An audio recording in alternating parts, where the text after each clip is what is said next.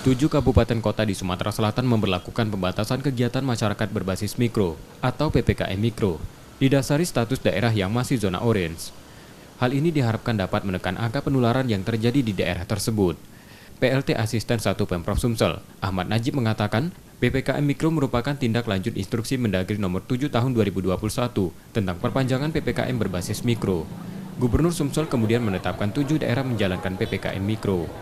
7 daerah masing-masing Kota Palembang, Muara Enim, Prabu Muli, Lubuk Linggau, Banyuasin, Ogan Komering Ulu, dan Musirawas.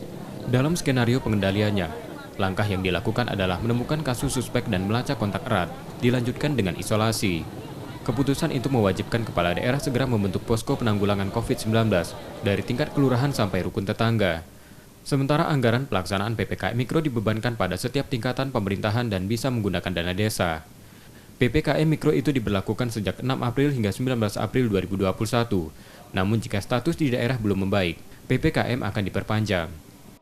Selanjutnya, PPKM Mikro dimintakan kepada Bupati Wali Kota, khusus yang juga 7 tadi, melakukan koordinasi antar seluruh keterkaitan diawali dari RT RW, Kepala Desa, Lurah, sampai seterusnya, dengan mekanisme koordinasi yang pertama, membentuk posko tingkat desa dan kelurahan bagi wilayah yang belum membentuk posko dan terhadap wilayah yang telah membentuk posko agar lebih mengoptimalisasikan peran dan fungsinya.